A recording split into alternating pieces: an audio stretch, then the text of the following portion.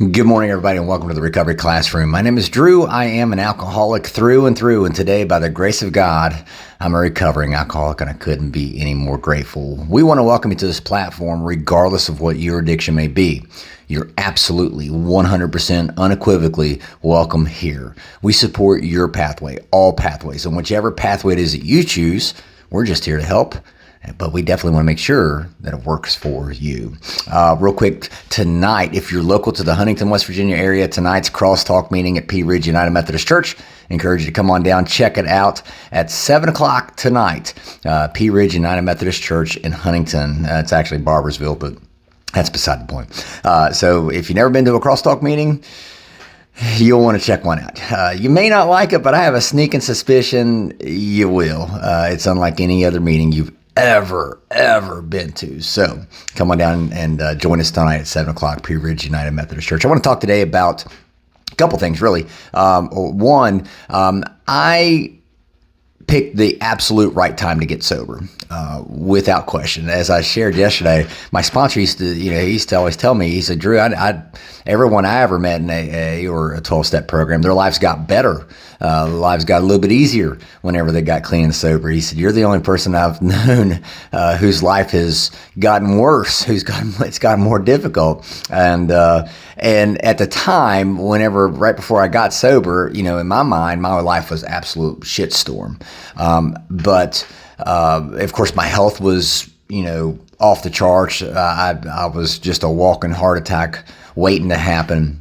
And so in July of 2021, whenever I got sober, man, it was perfect timing. I like to say it was God's timing, because God knew the shit that was coming down the pike at me. See, I had been living on borrowed time. I had been putting off responsibilities and putting things off that I should have been taking care of for, a really long time, because I was too busy drinking. I was too busy being selfishly self-centered. And so I firmly believe that God knew that it was coming time to pay the piper, right? That all this stuff was building up, and it was getting ready to hit me. It just so happened that God allowed me to get sober before it all hit. Can you imagine having a shitstorm in your life right now? If you're clean and sober and you think you got a lot of problems, you think you got a lot of shit just building up on you. Imagine trying to handle it while you were drinking. Imagine trying to handle it while you were drugging, while you were high or you were drunk. There would have been no way in hell I would have been able to even remotely consider the possibility of facing all these problems that I created myself, by the way. I created this guy. There would have been no way in hell I'd have been able to face those problems head on had I still been drinking. There may be no way in hell that you would be able to face the problems you're going through right now if you were still using.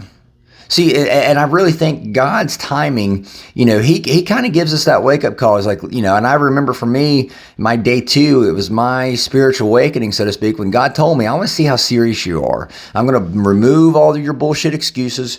I'm going to give you a cupcake recovery, as I like to say, because I want to see how fucking serious you are. And I realized at that point, well, he must have something in store. Oh, yeah, he did. He knew what was coming down the pike. And lo and behold, thank God, he gave me, the writing on the wall, so to speak. It took the neon billboard sign to wake me up. Thank God he gave that to me, because had I still been drunk, my God, my life would be a whirlwind of shit worse than what I may think it is right now. There'd been no way in hell I'd have been able to deal with the problems I deal with today. There'd been no way in hell I could have dealt with those problems being drunk. And I want to ask you, could you deal with the problems you're going through right now? Could you deal with those being high, being drunk? I don't think so. I don't know, but it's hard for me to believe and rationalize in my brain that we can handle all the turmoil and all the adversity that we handle now drunk or high. It's just hard for me to rationalize that. And the second thing I want to talk about, sometimes it's incredibly easy to wake up and realize that, you're in a rut. And what do you do whenever you get stuck in this rut? And what is this rut? I like to say a rut is, and I'm not a car person by any means, but it's basic science. If my vehicle's staying still, but the tires are spinning, I'm digging myself a rut, right? And so sometimes on our road to recovery, we could be going so hard, so fast, just with our foot on that gas, but our recovery vehicle ain't going nowhere. Our recovery vehicle ain't going nowhere. No matter how much we stomp on that pedal, no matter how much we, try to give it the gas, no matter what kind of fuel we're using, the wheel just keeps spinning. And so what we're doing is we're digging that rut, right? And so it's easy to wake up one day and go, oh, shit, how did I get stuck in this rut? Matter of fact, just the other day I was going back and, I was looking at some of my calorie intake anyway. My friends will start cringing now. And I realized I slowly started increasing the number of calories that, from my baseline. I started increasing the number of calories. I didn't even realize it. Well, now all of a sudden it's like, shit, I'm used to these calories that I take in every day. I've been stuck in a rut. That can happen in sobriety. That can happen in recovery, where we are just so gun-ho. We are just foot on the gas, got the sunroof down or open and, got the music blaring, but our fucking vehicle is staying put. It's not moving anywhere. That's because we got stuck in a rut. So what do we do? How do we get out of that rut? Well, we got to change something. We have to change something. Maybe let off the gas, right? Maybe turn the wheel. Maybe phone a friend to come, pull you out of that rut, right? We have to change something. And I go back to my first divorce. If you keep track of all the wives I've divorced, or whatever. My first divorce, I'll never forget it. And this is an epiphany for me, because I remember looking at myself in the mirror and going, my life is about to change. I had no idea what was in store. I had no idea what was going to happen. It was the first time I'd ever been divorced. And I remember thinking, my life's about to change. What can I control? And I remember looking at myself going, I can't control a damn thing. The only thing I control is me and what I think about me. And so that was 30 years ago, whenever, and that's when I decided to undertake, get involved in health and fitness, nutrition and exercise, and start understanding that stuff. And, and the same is true today. When I'm stuck in a rut, I change the things, for as small and as minute as they may be, regardless of the circumstances that are going on around me.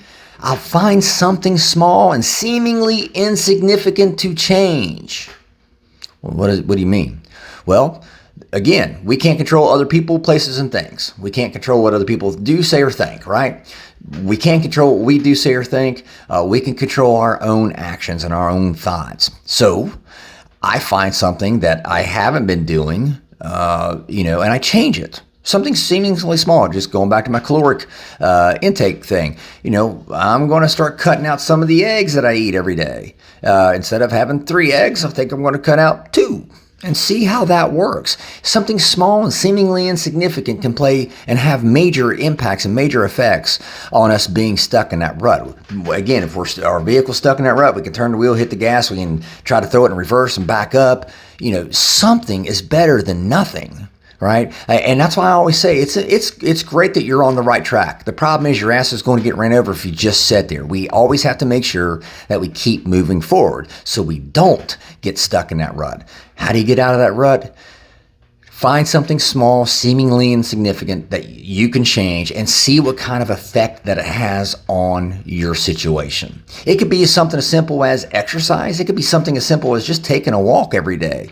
It could be something as simple as you dedicating 20 minutes of your day to reading a book, to praying and meditating.